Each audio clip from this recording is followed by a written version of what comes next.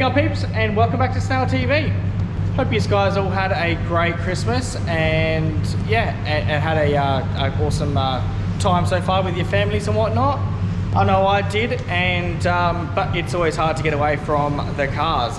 We got a few projects that we got to get done over the holidays, so yeah, it is what it is. That's all. Unfortunately, yeah, I'm also busy with my family, but also busy on the cars, so I've got to weigh it up both days. But anyway, yes, another Supra. No, it's not mine. Okay, so what actually happened here was about a couple of months ago, a customer had messaged me saying about a Supra he had and needed some work done. So didn't realize it was this much work. And what we found was, whoa, unbelievable. It is a Supra. She looks pretty stocky from the outside and whatnot. I think this has been a Jap, you call it the Japs have gotten to it and done all their twinkles to it. This thing had, originally, so when it comes to me, the front, it had been in a smash, this car. It's now been fixed, all pulled together and everything like that. So that's what he's trying to get it off of. So the front pulleys had all been snapped off and whatnot. The water pump, so I had to change the water pump on this thing. So take the whole front of the motor off. And also, yeah, just get everything all up and running. All right, this is a bit dark, guys, but you can kind of see. All right, so it's a twin turbo model, and nothing's been changed, hasn't been put a big single yet. That would be later. Had just a shitty ass little cone filter there. We've taken that off and put this back onto the factory airbox for now. New battery, as I said, done the whole front of the motor, radiator in, condenser in, like everything was out, guys. All right, so washer bottle lines are out. Just, yeah, all simple things. And there was just a load of wires everywhere. Didn't know exactly what it was from. I hadn't got to that far yet. But anyway, got back on all the motor all back together. Power steering pump all back on. That was broken off as well. So sourced one of those, got all that back on, got everything there. Didn't have a radiator on it at the time, and I thought I'd just quickly give it a little start up. So in the car, just on a jumper pack at the time, and a bit of start ya, bastard, and nothing, no pops, no bangs, no nothing. So I was just a bit like, meh, all right, I'll leave it at that, and I'll come inside. You know, I couldn't do it, so I went back outside, back into the pasture, just had a look at this wiring, and I'll just pop up some pictures now for yous.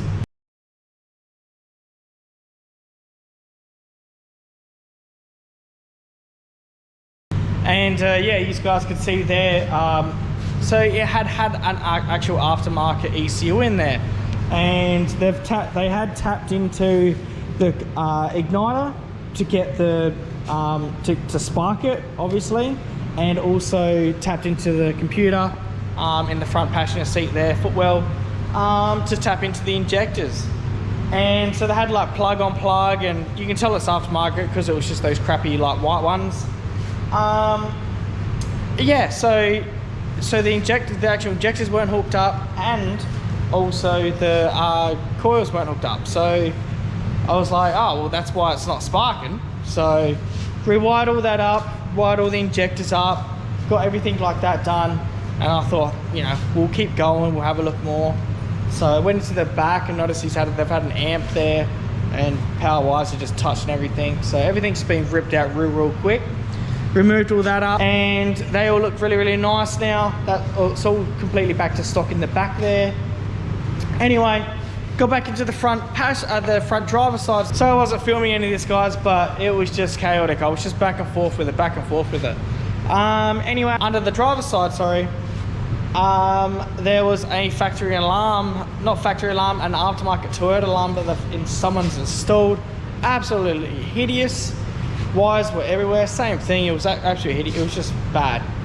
Removed all that. There was actually power wires going into the doors, both doors. At one stage, I think they either had LED lights or surrounds around the speakers to open up when the inside interior lights on. They would come on as well. So the lights were all hooked up into that. That wasn't so messy, but they had to get rid of it because there were power wires in the door. Had to get rid of them. So after we cleaned up everything like that, I then tried to restart it up, got a battery for it, retry start it up, and under start you, it tried to. So I was like, oh yeah, here we go. Anyway, so tried to turn on ignition, turned on the ignition, and I couldn't really hear anything really priming. So I thought, you know, fuel pump maybe. So go into the boot, and we pulled out the fuel pump. Oh my God. All right, so this is clean.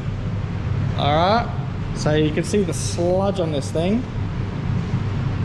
All right, the whole rubber had all been melted. The whole bottom, so there hadn't been any really fuel on the bottom, it was just really sludge.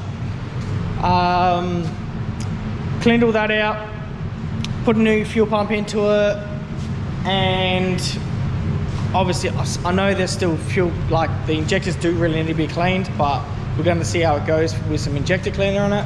But started it up then, and she ran on its own power, so off the fuel pump and actually idle.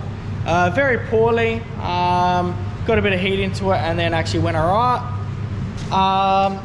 Yeah, and everything so far so good. It's got a little bit of temp into it now, yeah, it's really nice. So next thing now, the last thing I've actually got to do is put the intercooler on. So he thought he did have an intercooler, but unfortunately he didn't with all the parts. There's a couple of little parts we've got there, guys, to work out. So sourced him an intercooler as well for it, and gonna be knocking that up there at the moment. So I'll be doing that tomorrow. But yeah, everything else is all on, guys. The hood, like the hood latches, everything like that was all missing as well. Done all that. The boot was just a mess because all the stuff was in it.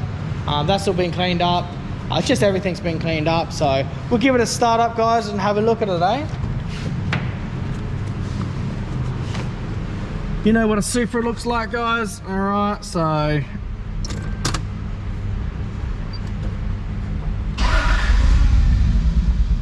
all right, real nice, guys. All right. Yeah, clock's not set. It's not 11 o'clock, guys. All right.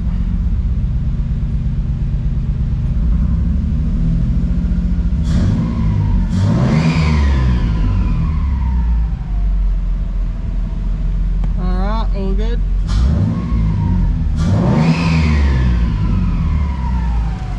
Got a 2J power, alright. We know what 2J power looks like. Runs real nice. Alright, after everything's all good.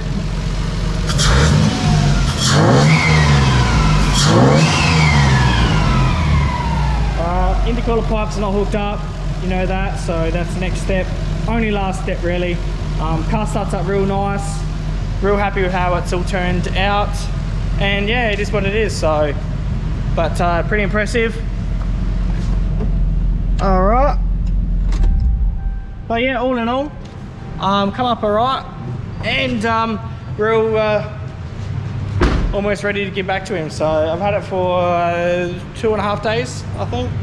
So for what it was a yeah, bit of a pig, and yeah, I didn't realize there was so much work on the front. I didn't realize everything was broken like that. The customer just sent me a couple of pictures, and we worked out sort of a bit of a price, rough estimate of just putting on a few things on. Yeah, and it is what it is. So you can still tiny smell the old fuel, like the little bit of stuff there, but I think after a couple of drives and a bit of load, as I said, I put a bit of load into it. And it does like it. It's actually it's pretty good. So plugs are all good now. Yeah, everything's really nice on it. So real happy with it.